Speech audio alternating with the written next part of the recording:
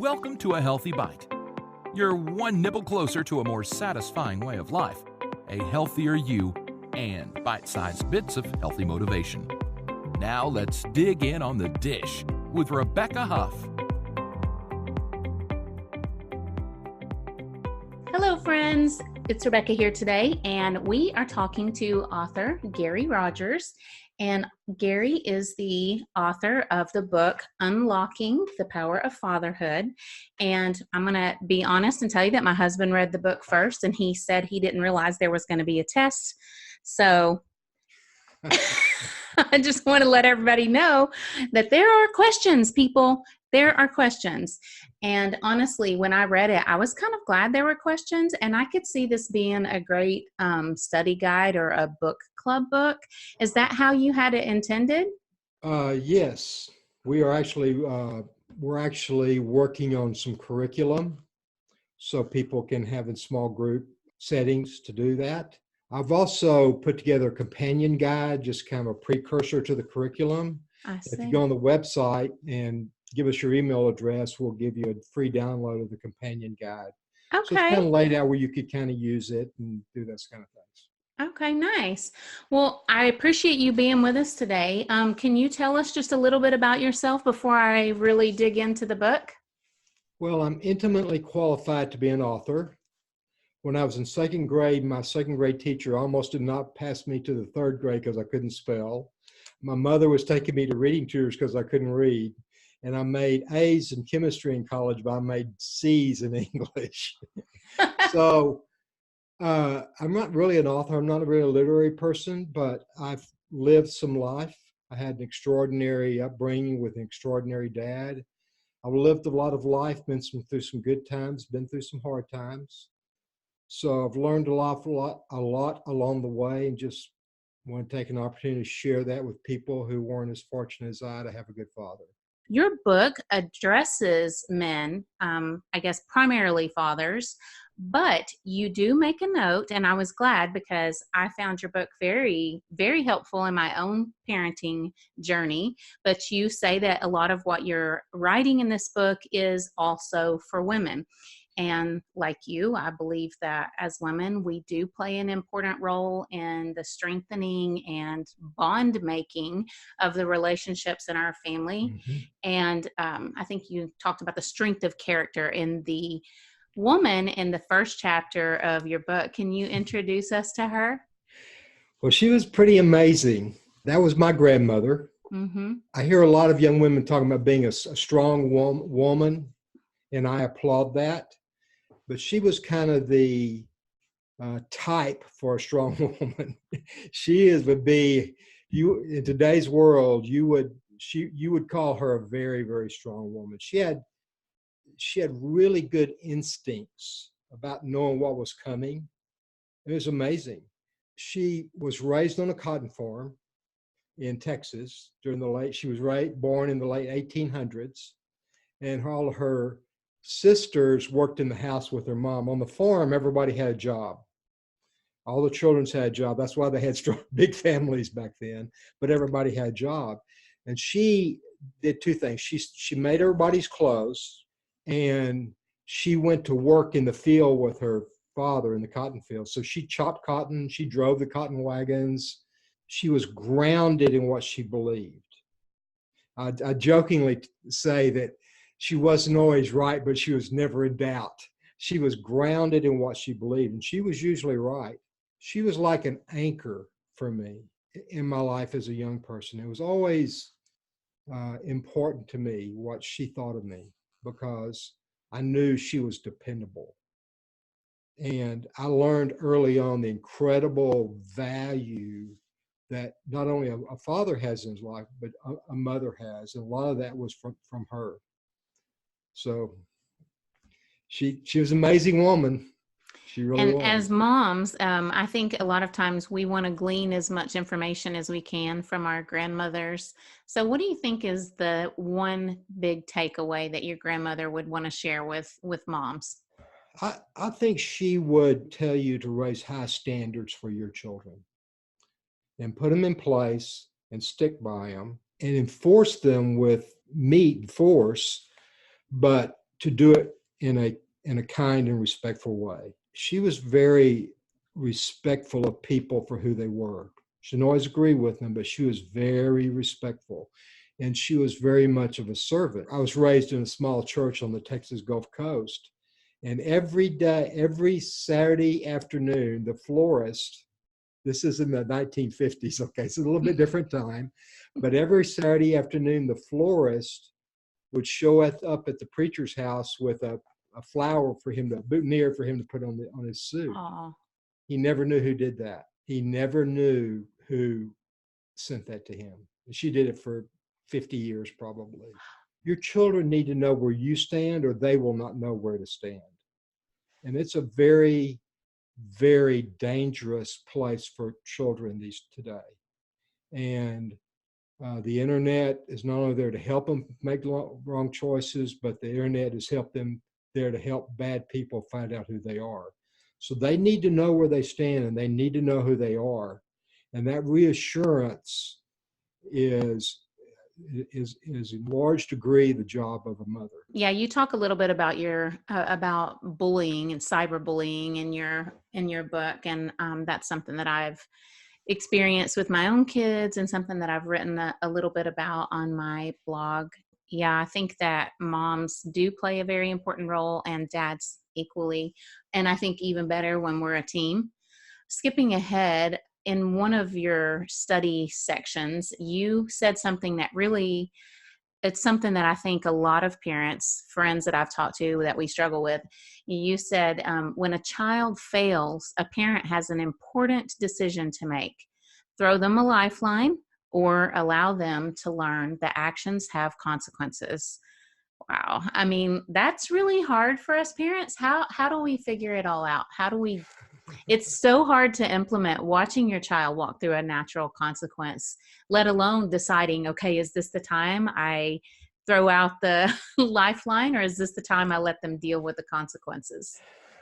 That is a really good question.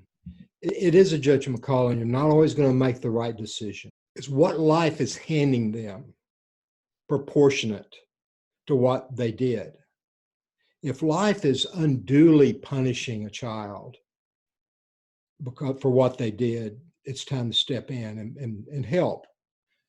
The second thing is, what's the goal? What is their purpose, and where are they going? We're not really here, Rebecca, to make our children's lives comfortable. We're here to prepare them for their purpose. As parents, we think that their life is what that time they spend with us. It is not. It is a very brief part in their time where we're preparing them to be out there without us. And if we throw them the lifeline, or we prevent hard times, when they leave and we're not there to do that, they're not going to know what to do. So you got to let them experience that. Just kind of a personal note, this idea of not keeping score in athletic games. I walked in my grandson's soccer game a few months ago for the first time, and it's this big arena, 4 or 5 soccer fields, one scoreboard. They're not keeping score. And I walked up to my son, his father. I said, "What's the deal? They're not keeping score." He goes, "Yeah, I know." He kind of shook his head. Devin comes off the court, and I said, "Devin, what's the score?" He said, "We're winning 6-3, and I've scored 3 goals." They know. We have to let our children fall and fail. Just like when they were learning to walk, we let them fall. We let them skin their knee. The problem is when the stakes get high. When they're falling in the living room, it's one thing. The problem is when the stakes get high, and you may need to let them sit and waller in that just a little bit, and learn that your actions have consequences. Because the further you go into life, the stakes get higher and higher and higher. And if our children are not prepared, they're going to suffer. So that is the thought you've got to keep in mind, and you've got to weigh it. And it's not always easy, but I guarantee you, it's in every one of us as parents to make that decision. Yes, it isn't easy. And so how do you feel about So there are natural consequences, but then there are also times when there really isn't a consequence, a natural consequence. How do you feel about parents creating consequences that, say like for grades and stuff like that? I mean, do you think that that's a good substitute when when there's not necessarily a natural consequence that you find suitable? Or, I mean, I guess is a natural consequence like letting a child fail English. I mean, is that a natural consequence, or do you think setting up some constructive consequences so that they don't end up with this? Oh, I definitely agree with the latter of setting up constructive consequences as we go. You grades, and grades is part of it, but it's behavior. It's how we treat other people. Setting up standards in your home. Right. And I think it Um, starts out more with created consequences. And as they get older, it becomes more natural consequences because, whenever your child, whenever you have a toddler, for example, a consequence for, you're not going to let them touch fire to find out that, hey, the natural consequence is you get burned. So I exactly. think a lot of us parents would, you raise our voice or give them a little pat or something to really get their attention, because we don't want them to touch that fire and get burned with a natural consequence. Absolutely. Then as they get older, I feel like, sometimes maybe a teenager doesn't take their work to school, and the natural consequences that their grade goes down to a D instead of a C. So I think it's kind of like like you said before, you have to kind of phase in the natural consequences more as they Sure. get older. Absolutely. But something else you said, it was the chapter Transformation in the Storm. And you talk about victim versus sovereign. And you use the story about your trip to the hospital and what happened with you. And I wanted to talk to you more about this victim mentality. I see it a lot more in people now, I feel like, in my late 40s than I did in my 20s and 30s. And I don't know if it's because my eyes are open to it now, or if it's just I was young and I didn't really see it back then. But can you explain a little bit about victim versus sovereign, and also victimization as it pertains to raising kids that are free from the bondage of that mindset? This concept arose. Um, I think the best illustration is my father. My father contracted polio when he was less than 2 years old. The doctor said we need to put braces on his right leg was totally paralyzed, Rebecca. If they would have let him put braces on on his legs, he never would have walked. He would have been someone that somebody had to been taken care of the rest of his life. He would have been a victim. So my grandparents, being all of probably 24, 25 years old, just looked at the doctor and said, "No, you're not." And, I can imagine the doctors in the 1920s weren't used to being told no, and they really weren't used to being told no by two 20-year-old kids. But this is when that strength of them as a couple came together, and they said, "No, you're not." And they said, "No, what do you mean, no, we're not?" And he said, "Well, you're not putting braces on his legs. He is going to walk." So they went home, and here's the basic decision they need to make. Are we going to say, this child cannot walk because he has a crippled leg, and give him his excuse to give up? Or are we going to make the decision he has one good leg and that will be enough?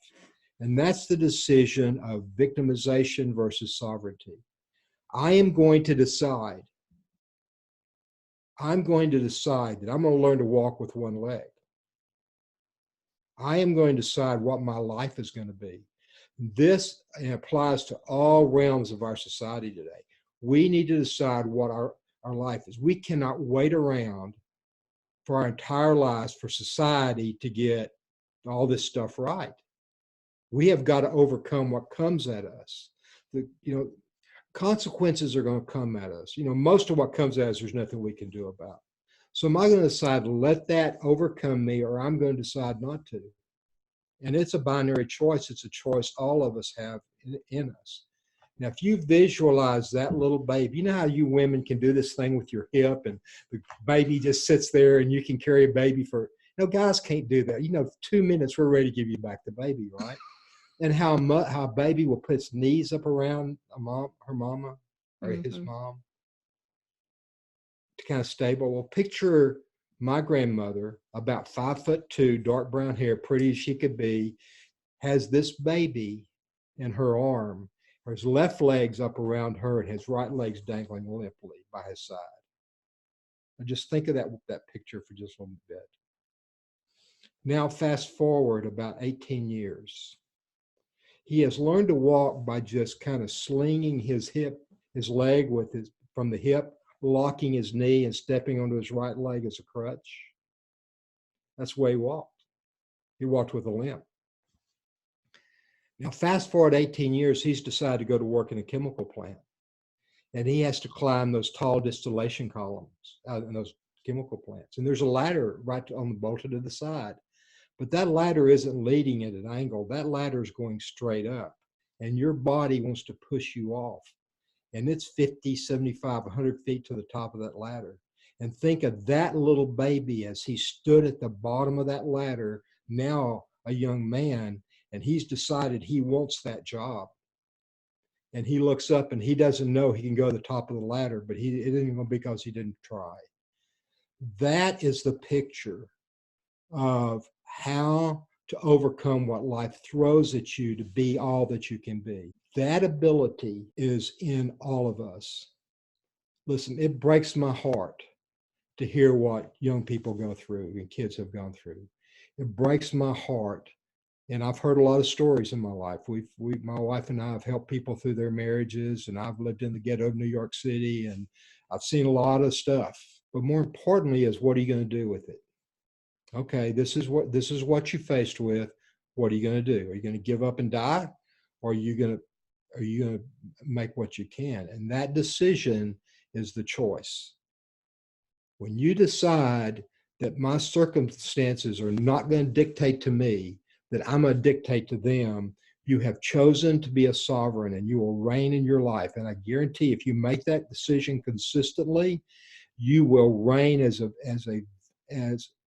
sovereign, just like a king of a country reigns over his country. You will reign as sovereign in your life, and you will accomplish all that you are meant to accomplish. I liked how you said that in your book, that you did reign as king over your life, but you still listened to your advisors. Absolutely. You made the choice that you were not going to be a victim laying in bed anymore, but you were still going to listen to the nurses when they told you what you were going to do. Yeah. But the key part of that story is, when I made that decision, the pain went away. I wasn't making progress until I made the decision. And I went to sleep one night and said, I'm not going to do this anymore. The pain, Rebecca, the physical, it changed what happened to me physically, right? That's the point. Yeah, I do think that our perception of things can definitely alter how fast we recover and how affected we are by various illnesses. I talk to a lot of people with chronic illness, and I definitely agree that when we decide that we are not going to be a victim anymore, things do change for the better. I'm not saying that, suddenly you didn't have to go through the 6-week recovery period, or that people can just be, completely recovered from a chronic illness that is a lifelong illness or a disease that, maybe they don't have the cure for. I'm not saying that people aren't going to deal with some of those things, but you chose not to be the victim, and that helped you to heal better. Exactly. Another chapter that I appreciated, and I'm not going to lie, I actually laughed out loud when I read some of the things that you shared in the chapter, The Measure of a Man. So you shared a scenario where you were at, I think you said, an upscale restaurant, and you watched another couple come in, and he was kind of down dressed, and she was obviously, she had gotten ready for her date, and she was looking nice and dressed well, and he's just kind of in his baseball cap and whatever. And kind of as an afterthought, he holds the door a little bit until she catches it. And you were giving this young lady some advice, and you said, when you walk out to the car, just stand there until he opens the door for you. If he gets in and sits down and you're standing there expectantly, he'll get the message. And then you like give a few more examples, and then, how to explain it to him that if he wants to be, part of your life, he's going to have to up his game. And I loved the last little thing you said. Otherwise, tell him you have an Uber app on your phone. I bet you're the kind of person who sees a man and a woman walking down the sidewalk and she's on the outside, and you want to write him a little note and stick it in his pocket and tell him why he should be walking on the outside, don't you? Yes, ma'am. The art of being a gentleman is being lost. I'll just say, girls, you don't have to put up with that. You really don't have to put up with this foolishness. Right. I think that this whole dating thing is different now. And I think just the way that men and women interact, and we'll just look at it from a perspective of how we're going to raise our children to be. And so I find this as I am raising my own 2 sons and my daughters. My daughters are very strong women, very independent, but they are also feminine in their own ways. And then my sons, I think, they are gentlemen, but there are some areas where I feel like they are a little confused. And I think that it is a confusing time for young men and young women. Do I hold the door? Because I know people have told me that they've held the door open for a woman and got their head bit off. And I mean, it's hard to find that balance. Like, I want my children to learn that if you're out on a date with a girl, yes, hold the door open for her, make her feel like, a princess. Mm-hmm. But on the other hand, I hold the door open for someone. If I'm walking into the store and I see a couple of people walking in behind me, I'll hold the door open for them. And I think it's confusing for young men. They don't know if they're supposed to do these things or not. And I think women don't really know if they're supposed to want young men to do these things or not. It is a confusing time, isn't it, Rebecca? It's a very confusing time for our children, and I think all we can do is raise them with good standards and good morals, and they'll figure it out. They'll figure it out. I think that the thing to remember, if you're a mother raising boys, is that you're raising little men. There's one thing that is almost universal with a man, and that's the need for respect.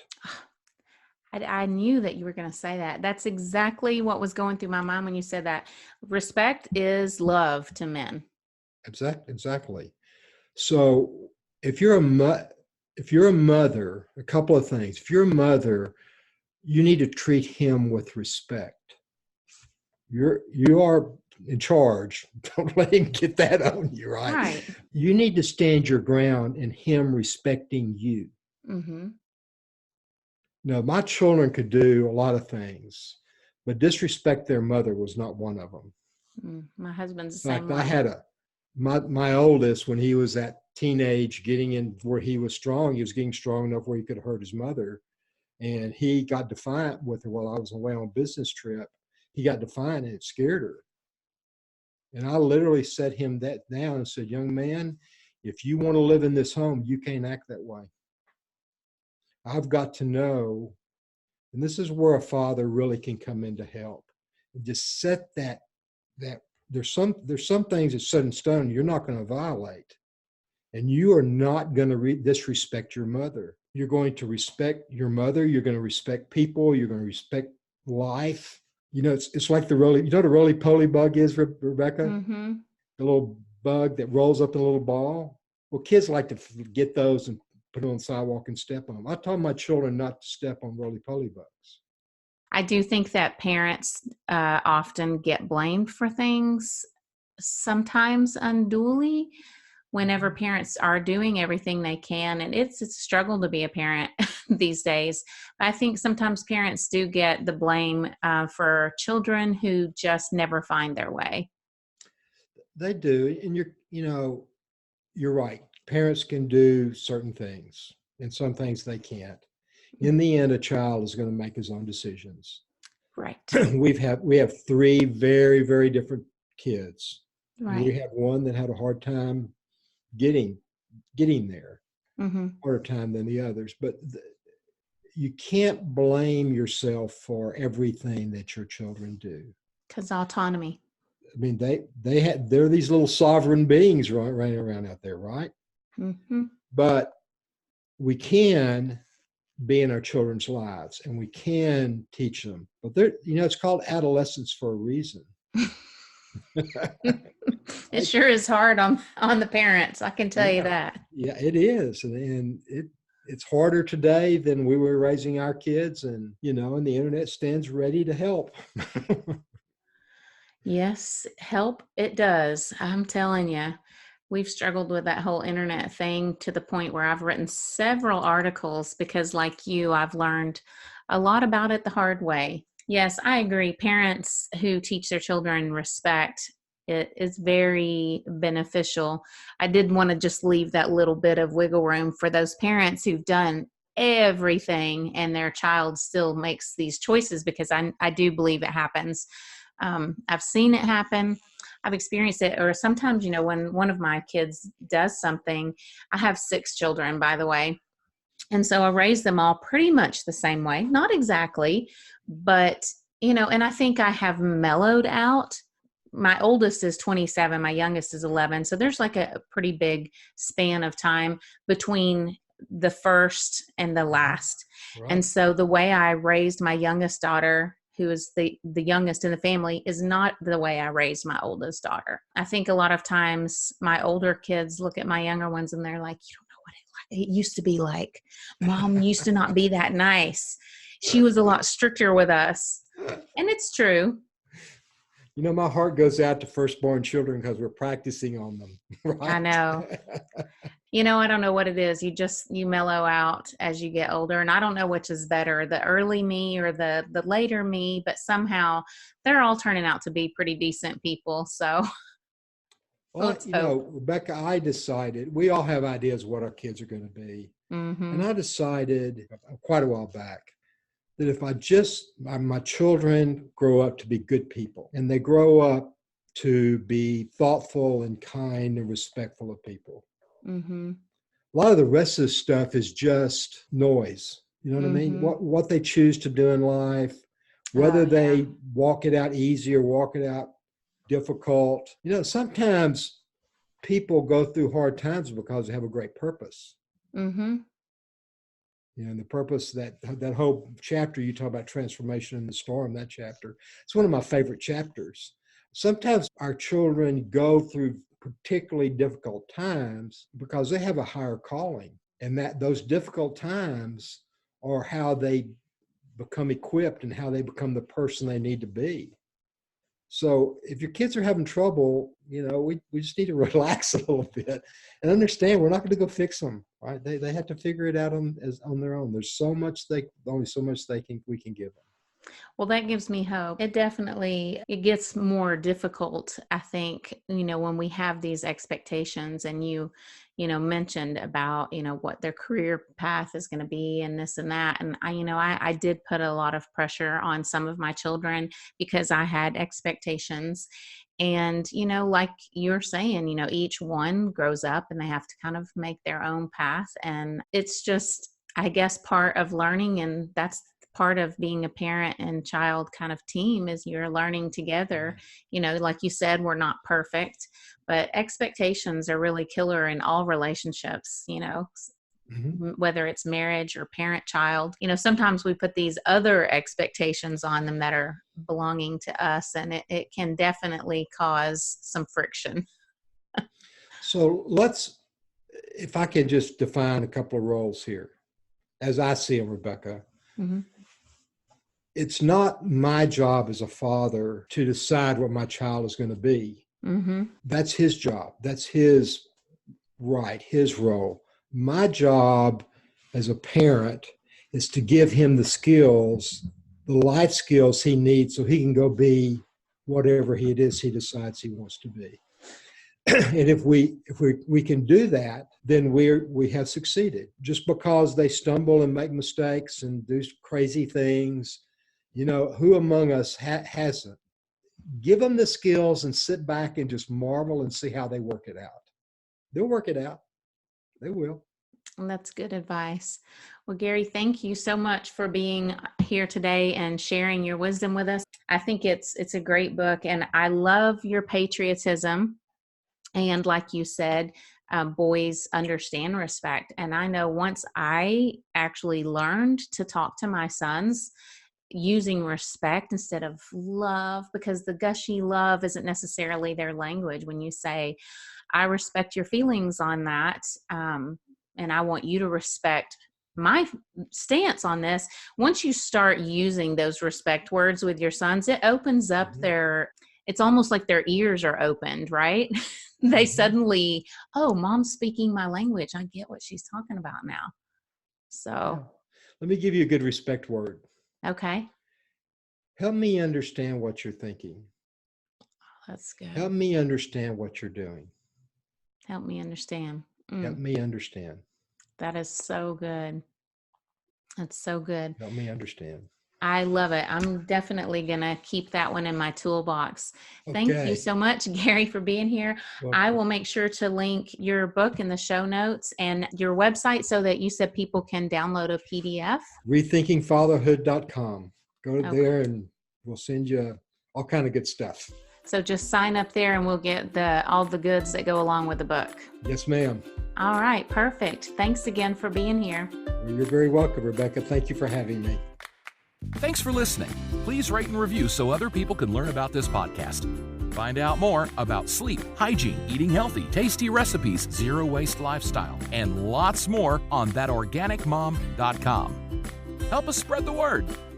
Be blessed and stay healthy.